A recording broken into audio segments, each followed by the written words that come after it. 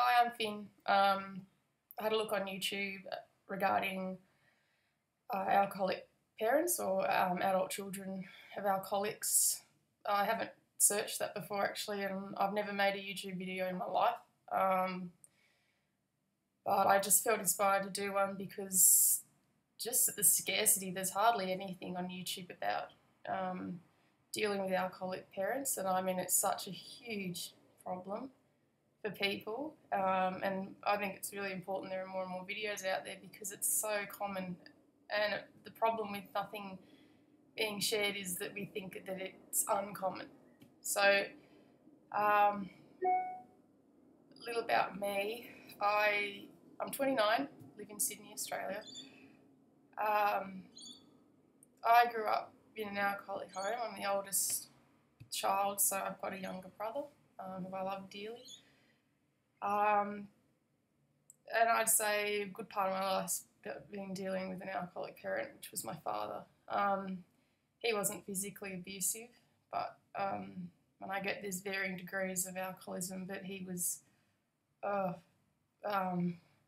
someone used the word, another one, like two different people. It was, I mean, I always use the word a nut job, basically. Like, he, sober, like, absolutely calm,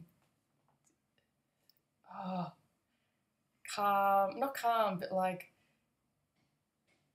just unassuming. He's highly intelligent, humorous, gets along with people but more socially awkward, didn't have much to do with people, and just placid, like you wouldn't expect, but drunk, like, I mean, crazy style.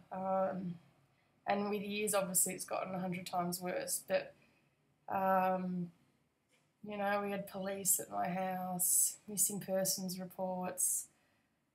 I mean, I could go through. I mean, I'm sure everyone's had experiences like this, like suicide attempts, you know, arrests, just delusional. I mean, and I don't know if he believes it, but says things and does things that are highly inappropriate.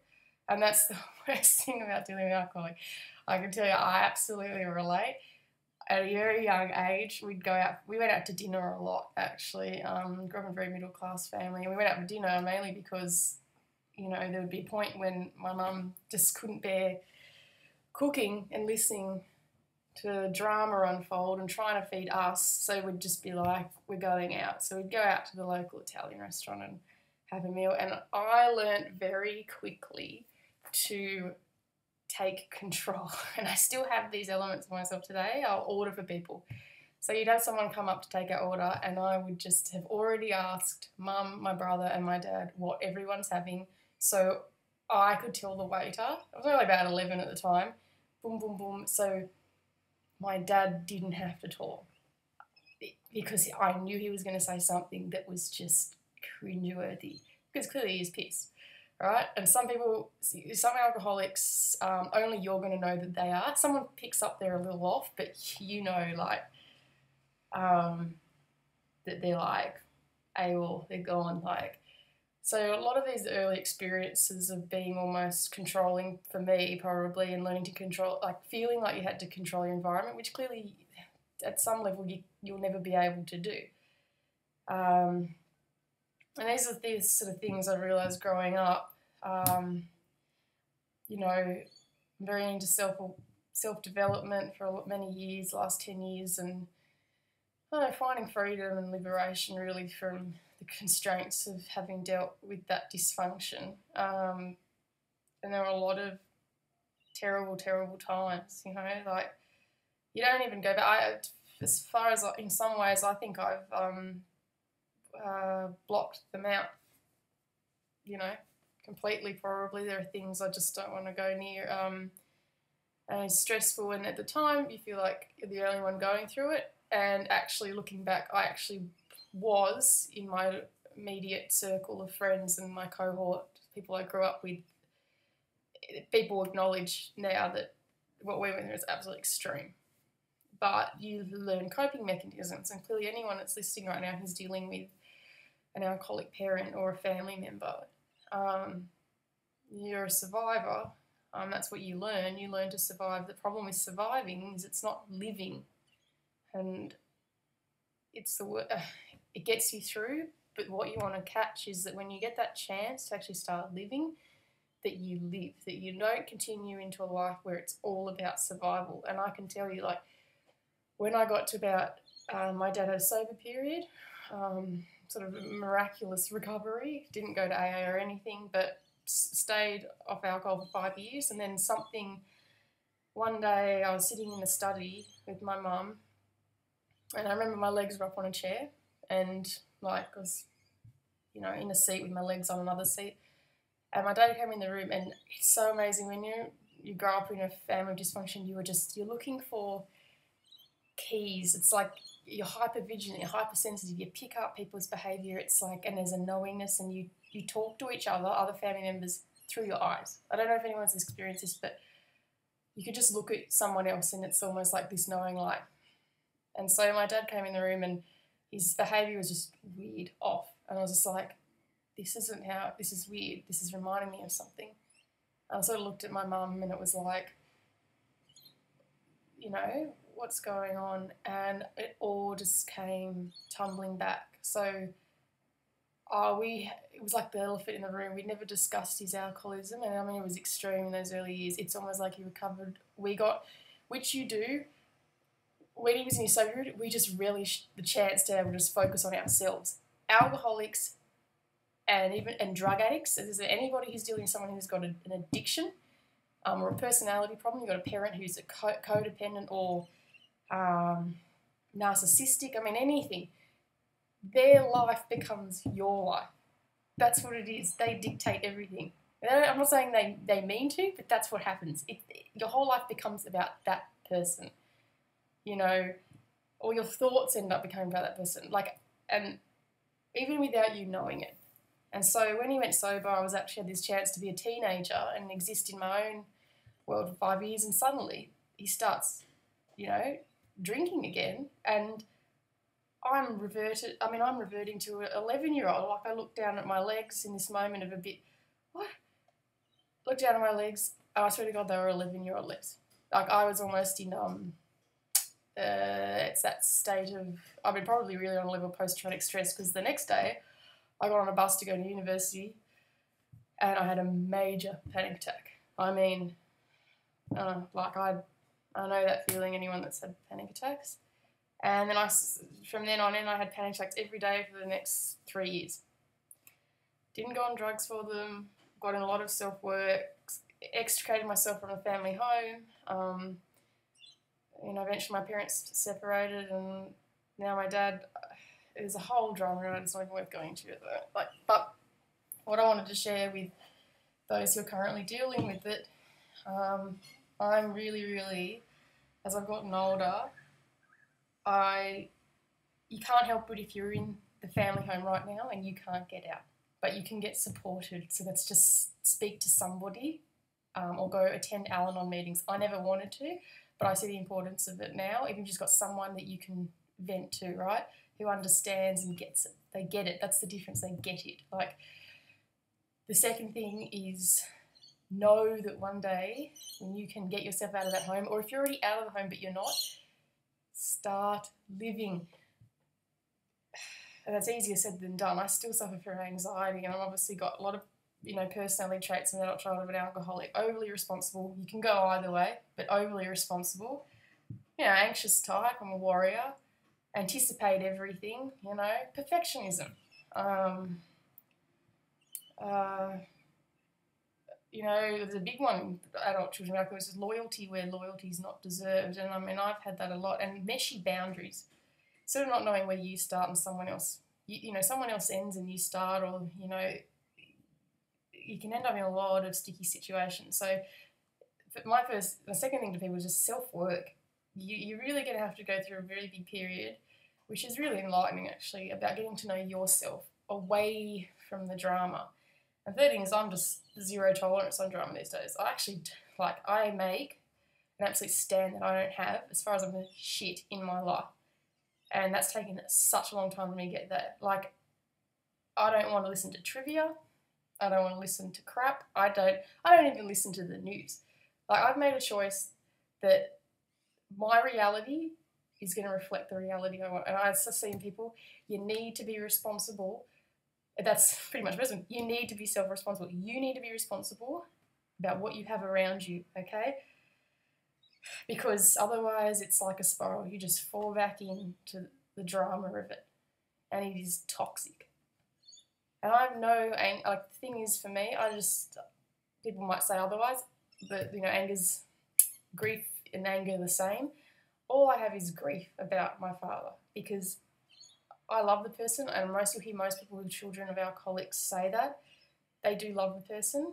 It's almost like, a bit of that thing, like, don't hate the player, hate the game, like, or don't hate the sinner, hate the sin. Like, there's a level of that. I feel a sadness because I don't like seeing someone's life, drift away. That's really what's happening. It's like with drug addiction and anything, you're actually watching someone slowly kill themselves.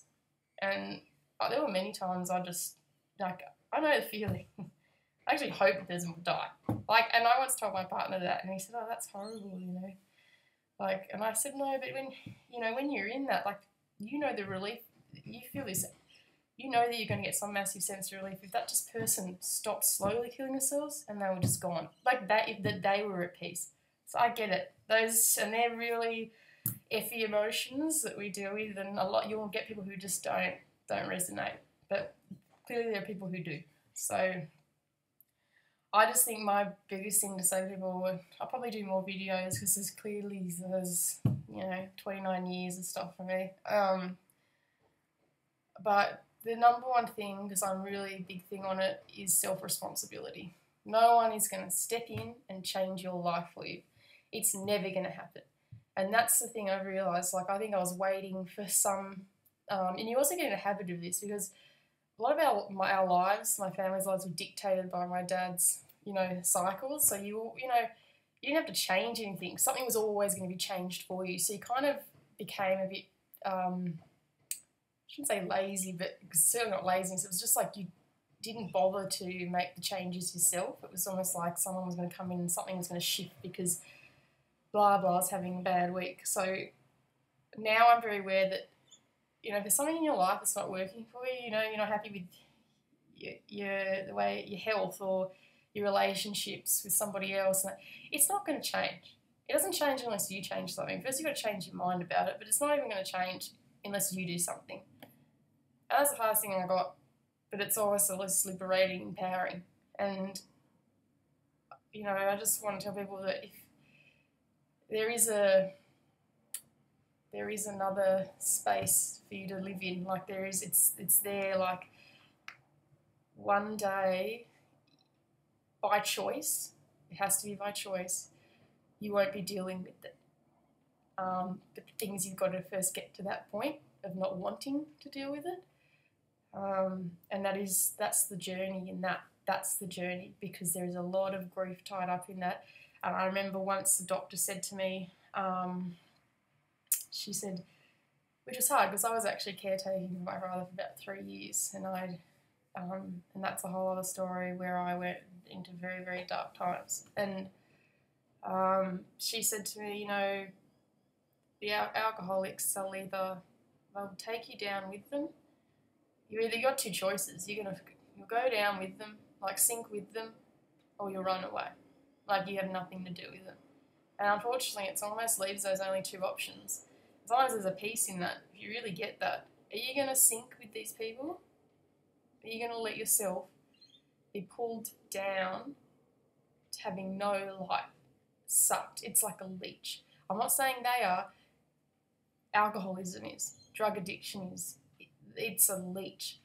And you either leech your energy to them and let that happen, or you walk away. And I understand if you're 14, you're 13, I was there at that age, you don't have much, I didn't have YouTube back then, didn't even have much internet.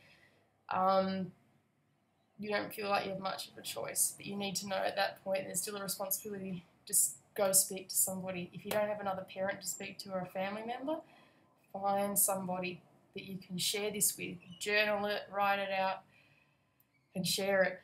And then know that there is going to be a time that you don't have to deal with it anymore. It's not your journey in life. You know, this is the clear thing about adult children and alcoholics. You have a life to live. You do. Not their life. And it's a hard one because a lot with alcoholism too, you go back and forwards about, I do this all the time. Do they have control over drinking? Why can't they just stop? You know, why can I be responsible in life but they can't be? And sometimes I go back and think, well, fuck that. They should be responsible for their life. Like, everyone has the capacity to be responsible, right? Not saying not being alcoholic, but everyone has the capacity to be responsible and take self-responsibility.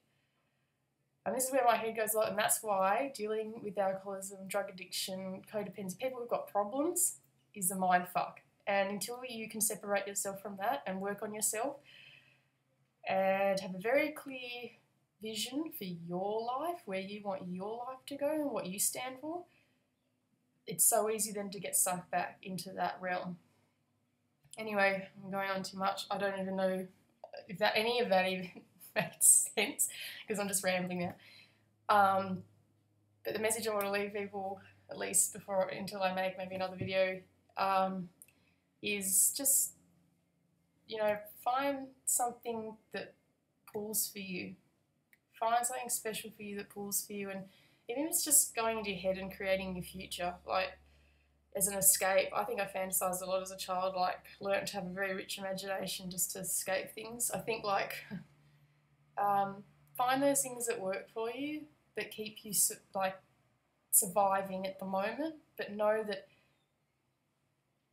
there's going to be a point where you have to separate yourself from it, and it's only by choice. It's like you can wait till someone dies, or you can wait for all these things. It may never happen. We always laugh that alcoholics always tend to outlive, you know, the people that care for them. It's like alcohol preserves their body or something. So I think the first important thing is you actually establish some sort of self-worth and, you know, stand for what you want out of your life. And that's a really hard place to come from when your life's been a long time about somebody else. You don't really even know who you are. So that's why the journey of self-discovery is the most important part in all of it. So anyway, don't know if that was helpful, it was just a rant for me, but if you feel like something resonated, just leave a comment, or you can wait to see my next video maybe. Bye.